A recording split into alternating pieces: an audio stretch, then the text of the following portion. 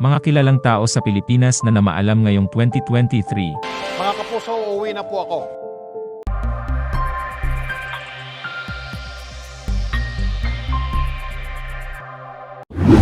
Sa taong 2023, nagpaalam tayo sa maraming celebrity. Mga batikang aktor na naging haligi ng industriya ng showbiz. Mga awit na nagpaalam sa mundo. Broadcast journalists who spoke truth to power. Bago tayo magpaalam sa taong ito, maglaan muna tayo ng ilang sandali upang pagnilayan ang legacy na iniwan ng mga inspiring personalidad na ito. Isa na ang veteranong aktor na si Ronaldo Valdez. Ang pagkamatay ng veteranong aktor na si Ronaldo Valdez ilang araw bago ang Pasko ay nagpalungkot sa pagdiriwang ng Kapaskuhan para sa marami sa kanyang mga tagahanga, na tinatawag siyang Lolo Sir. Siya ay 76 taong gulang nang siya ay namaalam. Si Ronaldo ang ama ng singer na si Jano Gibbs at aktres na si Melissa Gibbs. Si Ronaldo ay may mahabang karera sa pelikula at telebisyon. Siya ay best remembered para sa kanyang papel bilang Earl of Dorincourt sa 1996 film na City. Ang huli niyang pelikula ay Ikaw at Ako, premiered earlier this December. Nagbida rin si Ronaldo sa ilang serye ng GMA, tulad ng Meant to Be, Healing Hearts, Full House, Asian Treasures, Sugo, at Marinara. Mike Enriquez. Yung bagong strain o uri, excuse me po, hindi po yung coronavirus, ng coronavirus. Good manners and right conduct yun. Pumanaw si Mike Enriquez noong August 20. Siya ay 71 taong gulang. Ang kanyang pagkamatay ay emosyonal na inihayag ng kapwa, anchor na si Mel Chanco sa GMA Evening Newscast, sending the Philippine media into mourning. Isang long-time anchor ng 24 oras at host ng GMA Public Affairs program na Investigador, si Mike ay kilala bilang buma ng kanyang mga kasamahan sa industriya. Nanalo siya ng maraming mga parangal sa kanyang 54 taong karera sa broadcasting. Naglingkod siya bilang presidente ng RGMA Network at senior vice president at consultant para sa radio operations ng GMA Network. He also anchored DZBBS, Super Balita sa umaga, and Saksi sa Double B. Mario Dumawal. Mario Dumawal! Mario Dumawal! Mario Dumawal! Mario Dumawal! ABS-CBN News! Ang veteranong mamamahayag na si Mario Dumawal ay pumanaw noong Hulyo. Siya ay 64 taong gulang. Ang matagal ng showbiz reporter ay nakakuha ng isang star sa Eastwood Walk of Fame noong Enero at ginugunita ng maraming celebrity na iniulat niya sa buong kanyang karera sa mahigit 40 taon. Andre Sison. Pumanaw si Andre Sison sa murang edad na 17 sa isang aksidente sa sasakyan noong Marso. Ang Sparkle teen artist ay apo ng mga awit at aktor na si Marco Sison. Dumalo sa kanyang burol ang kanyang mga kapwa-artista ng Sparkle teen at nagbigay-pugay sa kanyang maikli, ngunit makabuluhang buhay. JM Canlas. Ang isa pang young talent na masyadong maagang nawala ay si JM Canlas, ang batang kapatid ng mga aktor na sina Elijah at Jerome Canlas. Siya ay 17 taong gulang. Lumabas si JM sa mga pelikulang Kiko Boksingero at Annie. Kabilang din siya sa mga voice actor na nagtrabaho sa Tagalog dub ng Netflix series na Stranger Things. Sammy Manis. Ang content creator na si Sammy Manis, na sumikat sa mga video sketch na inspirasyon ng yumaong vlogger na si Lloyd Cadena, ay namatay noong Nobyembre. Inanunsyo ng kanyang pamilya ang kanyang pagkamatay sa social media. Si Sammy ay nagkaroon ng dwarfism syndrome, ngunit hindi niya hinayaang pigilan siya ng kanyang kondisyon na magbigay ng kagalakan sa maraming tao sa kanyang mga video.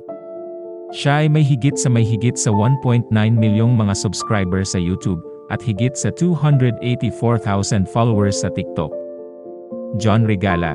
Ang sikat na action star na si John Regala ay pumanaw sa edad na 55 taong gulang noong Hunyo matapos labanan ang ilang mga health issues. Dating miyembro ng That's Entertainment, nanalo siyang Best Supporting Actor sa Metro Manila Film Festival noong 2011 para sa kanyang pagganap sa Manila Kingpin, The Asiong. Sa Long Story, madalas gumanap bilang kontrabida si Regala sa kanyang career. Nagbida siya sa Primitivo e Bocala, kalaban mortal ni Baby Ama, at The Visconde Massacre, God Help Us. Robert Arevalo. Namatay ang veteranong Filipino aktor na si Robert Arevalo noong Agosto sa edad na 85.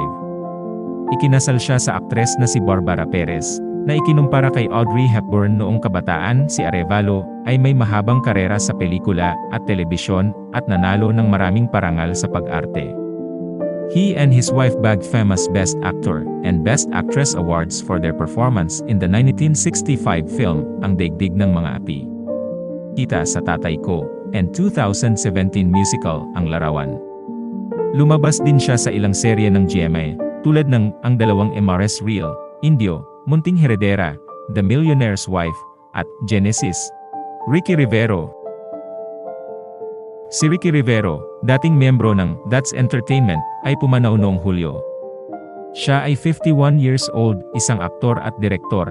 Si Rivero ay lumabas sa Ninja Kids at Samurai Sword, at ginawa ang kanyang directorial debut sa 2023 film na The Aswang Slayers. Patrick Guzman, namatay ang dating aktor na si Patrick Guzman noong Hunyo sa edad na 56. Pumanaw siya sa Canada, kung saan nakabase ang kanyang pamilya. Guzman appeared in several Sharon Cuneta films including Una Kang Naging Akin, Ikaw, and Kung Ako Na Lang Sana. Angela Perez, ang dating aktres na si Angela Perez ay namatay noong Marso. Siya ay 55 taong gulang, aktibo siya noong dekada 80 at lumabas sa ilang pelikula, tulad ng Laruan, Basag ang Pula, Take Home Girls, Isa Lang ang Dapat Mabuhay. Willie Nepomuceno, ang sikat na impersonator, satirist, at komedyan na si Willie Nepomuceno ay pumanaw noong Hulyo. Siya ay 75 taong gulang. Si Nepomuceno ay isang Philippine entertainment icon. Kilala siya sa pagpapanggap bilang mga personalidad sa politika, tulad ng mga dating Pangulo ng Pilipinas na sina Ferdinand Marcos Sr., Fidel V. Ramos, Joseph Estrada, Benigno Noynoy Aquino Aya, at Rodrigo Duterte. Jeline Dablo. Si Jeline Dablo ay hindi artista, pero may tuturing rin siyang celebrity dahil maraming nakakilala sa kanya online. Noong kanyang kalakasan sa online business, isa siya sa mga most followed online sellers. Ayon sa mismong kwento ni Jeline, noong 2018, siya ay na-diagnose sa isang uri ng cancer. Hindi niya ito ininda, at sa halip nagpatuloy sa kanyang trabaho. Kalauna, napansin niyang bumabagsak na ang kanyang kalusugan at humihina ang resistensya. Dito niya napagalaman na lumala na pala ang kanyang sakit, naubos na umano ang kanyang mga naipundar para sa pagpapagamot. Pero noong April 2023, siya ay tuluyang binawian ng buhay sa edad na 33. Angie Ferro. Si Angie Ferro ay isa sa mga veteran na at batikang aktres sa Pilipinas. Nagsimula siya sa pag-alt noon pang 1970. 2 beses siyang nanalo ng Best Actress Awards. Isa ng 2019 at isa naman ng 2020 para sa pelikulang Lola Igna.